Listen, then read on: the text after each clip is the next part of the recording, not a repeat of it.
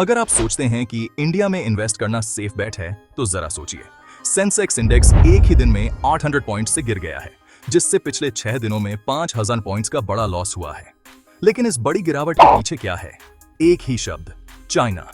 Investors China की economic stability को लेकर चिंतित हैं और यह डाउट पूरी दुनिया के मार्केट्स में हलचल मचा रहा है।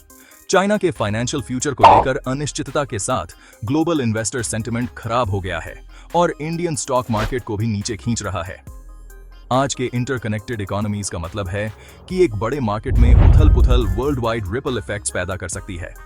तो जैसे चाइना अपनी इकोनॉमिक चैलेंजेस से जूझ रहा है, इंडिया भी इसके असर से अछूता नहीं है।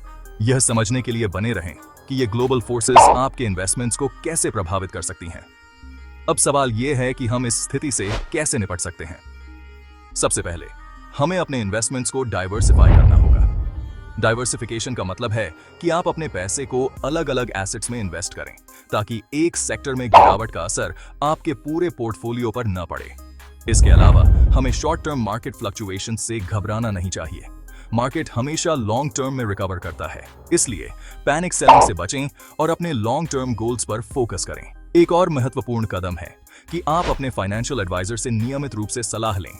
वे आपको मार्केट ट्रेंड्स और आपके इन्वेस्टमेंट्स के बारे में अपडेटेड रख सकते हैं। इसके अलावा ग्लोबल इकोनॉमिक न्यूज पर नजर रखें। यह आपको मार्केट ट्रेंड्स को समझने और इन्फॉर्म्ड डिसीजंस लेने में मदद करेगा। याद रखें, मार्केट में गिरावट टेम्पररी होती है, लेकिन सही स्ट्रैटेजीज के साथ आप लॉन्ग टर्म में फायदे में रह सकते हैं। तो काम रहें, इन्फॉर्म्ड डिसीजंस लें और अपने फाइनेंशियल गोल्स को ध्यान में रखते हुए आगे बढ़ें। यह आपके फाइनेंशियल फ्यूचर को सिक्योर करने का समय है।